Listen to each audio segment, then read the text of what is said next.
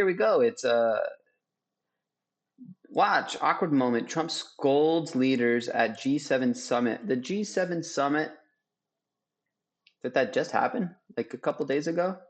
I don't remember. They threw Russia out, which I claimed was a very big mistake. Even though I wasn't in politics then, I was very loud about it. Sorry about that. Is it? It's the G7. You can't trust any of the 7 nations involved. It's pretty interesting to watch this. Yeah. One bit I love is where Donald Trump goes, "Yeah, you should have kept Russia. Where's Russia? I wouldn't have kicked Russia out." Oh, I love you. Sorry about that. Is it? Out, which I claimed was a very big mistake. Even though I wasn't in politics then, I was very loud about it. Sorry about that. It's the G7. You can't trust any of the 7 nations involved. It's pretty interesting to watch this. One bit What a handsome looking man. Damn. What a handsome I man. love is where Donald Trump goes, "Yeah, you should have kept Russia. Where's Russia? I wouldn't have kicked Russia out." Everyone else is really trying to appease him. Trump continues to be, at least in this environment, authentic. Is the global stage the place where Trump might demonstrate the fact that he is the man and the leader that many people believe they were electing? Is it possible for him to resurrect that faith with the changes that are being made in administration when it comes to the significant subjects of immigration and forever wars? Let me know what you think about that in the comment and chat. Here's the leader of my country, the United Kingdom, Keir Starmer, taking a stroll in a sort of a mountainous rain. It's in Canada, actually. That's where the G7 is taking place. Some people have pointed out that Keir Starmer's mountain stroll looks a little Hitlerian. Just that moment there. I mean, Adolf Hitler was fond of posing in front of mountains, wasn't he? That's Hitler in his whites. He didn't go with that look that often, did he? We're more familiar with sort of the brown-shirted version of Dear Adolf. And there, Keir Starmer stands reflective, authoritative on the precipice of surely great things in front of a Canadian river and a Canadian mountain range. But the G7 was not, it seems, a symposium for revealing the greatness of our leaders, but their all too evident and obvious fallibility. That's one of the themes that we're discussing today, the implausibility of the, inverted commas, great man. People are flawed and fallible. All of them will fall apart eventually, because that's the way time works, baby. Let's have a look at Keir Starmer's recent piece of PR at the G7 summit. Be normal, be normal, be normal, be normal. Don't do anything be normal, weird. Be normal, be normal, be normal. The UK, and we just signed. In this moment, a trade deal is finally signed between Starmer and Trump. It gets dropped on the floor. I don't know if you believe in symbolism, inadvertent symbolism in moments like that. I kind of do. Now, who do you think is going to bend down and pick it up? A document. This is... Sorry about that. I'll get that. Don't worry. Don't worry about it. You shouldn't have picked it up, Keir. You shouldn't have picked it up. You shouldn't have picked it up. I mean, there's politeness. Do you think that was politeness or deferentialism? I say it's politeness. Let's not be too hasty. If I was next to somebody, they opened up a flyer or a pamphlet and shit fell on the floor, I would pick it up. I would. I'm that guy. I would take the knee and I'd pick it up. Very important document. Important seems to have dropped it on the blooming floor, as a matter of fact. A little windy out here. Give me that. We just signed it, and it's done. And so we have our trade agreement with the European Union, and it's a fair deal for both. Oh dear, Keir Starmer there in a single gesture, offering us an inflection that would never have been received through mere description, that he will bow down before Trump at a moment's notice. Pretty unfortunate. Trump is irritated by Macron. Now listen to this. Macron apparently claimed that Trump left the G7 summit to go to DC to work on a ceasefire. Wrong! He has no idea why I'm now on my way to Washington, but it certainly has nothing to do with a ceasefire. Much bigger than that. Whether purposely or not, Emmanuel always gets it wrong. Stay tuned. Let us know if you're aware of some of the errors that... How much you want to bet that Donald Trump was actually heading back home to Washington, D.C. because he was working on a ceasefire? But him getting called out was pissing him off. So so he had to post that on his True Social. I'm pretty sure that's what happened. Let's be honest. That Emmanuel Macron may have made in his private life when it comes to the nether regions of his alleged misses. Here's Mark Carney commending Trump for his leadership. Now, what's interesting about this is we know that Mark Carney hates Donald Trump. He hates him. He's publicly said it. He's privately said it. He's built a campaign around how he's going to oppose Trump's attempts to make Canada the 51st state. Nevertheless, though, here he involves himself in a little bit of statecraft that seems disingenuous. Nostalgia isn't a strategy. We have to change with the times and to build a better world. And some of you, such as you, Mr. President, have anticipated these massive changes and are taking bold measures to address them. All of us around this table are reinforcing our militaries and security services for the new world. But we all know that there can be no security without economic prosperity.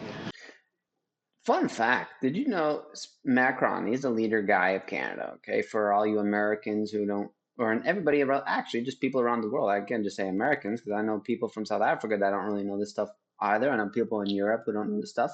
So Macron is the leader in Canada, okay?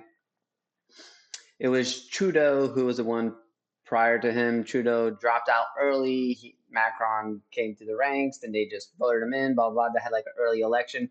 Now this guy is in charge. Fun fact, Macron hasn't lived in Canada for like 10-ish years. He was working as a finance and banking for the UK and Europe, not living in Canada, not doing anything for Canadians. And then he became the Canadian leader. That's crazy. That's kind of crazy, but okay, whatever.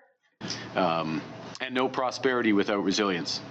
And in a world where shocks flow across the borders, that resilience comes from cooperation.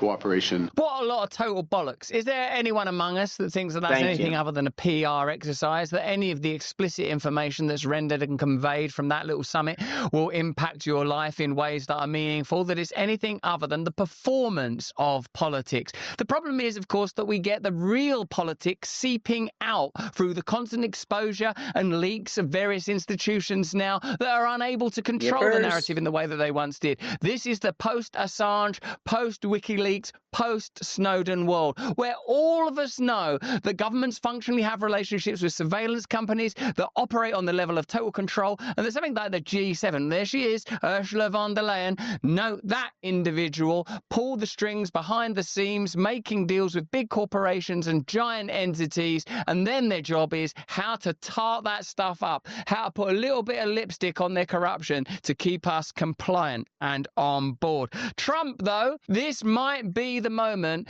where Trump loses a significant portion of his popular base. Certainly it's going to be divided because, as that post pointed out, if you lose Matt Walsh on immigration, Tucker Carlson on global war, this is an extraordinary moment. But here, Trump is able to demonstrate the facility and ability that makes so many people feel great fealty and adulation towards him, digging people out publicly in a way that you'll never get from the globalists. Have a look at this. Together very well. I look forward to that. The G7 used to be the G8. Barack Obama and a person named Trudeau didn't want to have Russia in. And I would say that was a mistake, because I think you wouldn't have a war right now if you had Russia in. True. And you wouldn't have a war right now if Trump were president 4 years ago. But it didn't work out that way. But it used to be the G8. And now it's, I guess, what's that, 8 years ago, it switched over. They threw Russia out, which I claimed was a very big mistake. Even though I wasn't in politics then, I was very loud about it. It was a mistake in that you spend so much time talking about Russia, and he's no longer at the table. So it makes life more complicated. But you wouldn't have had the war. And other than that, I think we're going to accomplish a lot. Just has to sort of stand there and put up with him criticizing them in a way that's outside of the tacit vernacular of the political class. The tacit vernacular is you compliment me, I'll compliment you. We'll sit around this table with Ursula von der Leyen and pretend that we're the representatives of democracies that have brought us into leadership via politics. As you know, not in just politics, but politics as, if you look at it as a job, okay? It is just a bunch of guys or women who are at work. The G7, Donald Trump, his job currently, he is the president of the United States. You know, Macron, he is the prime minister of Canada, right? You know, whatever the fuck. Keir Starmer is the guy for the UK. Whatever, you know, it's all work. Okay. And like Russell Brand beautifully stated, it's kind of like pretend. I remember when I used to serve tables, I used to constantly tell people, you're not a, when you're serving tables, you're not just a server. You're not. You're a psychologist, because people are telling you about their life, especially if you bartend. Fuck, if you're a bartender, you're a psychologist. You're the most interesting person in the world. You're putting on a performance while at work. And that is the way I see almost all work. Unless you have like blue collar, you know, you're a construction worker outside, you're not really presenting yourself to other individuals, kind of like as a politician or as a server, or um, as even a taxi driver, somebody who Ubers. You know how many times I've heard Ubers talk about that they have family who is this rich, they have been here, they've owned this company and this and that, and I'm just like, then why are you driving Uber? I don't understand. You know, because it is a show. People, especially when working, they're just presenting a show. It's a show. If you're a realtor, you know, you're driving up to this person's, you're going to show a house, you're going to show up with a nice car. You're probably going to rent a car. It's a show. You're showing. It's a play. It's all a play. It's the fucking world. All it is. It's a fucking play, and it's fucking insane. And that's the way people should look at it. It really is. Mandates. We'll pretend that when elections don't go our way, as in Romania, or when a political figure like Marine Le Pen, who I might disagree with on a million things, rises to prominence in France, we'll find a way of unweaving her popularity and her power. We'll find a way of excluding candidates that represent the politically voiceless. We'll find ways of excluding them from the process. How?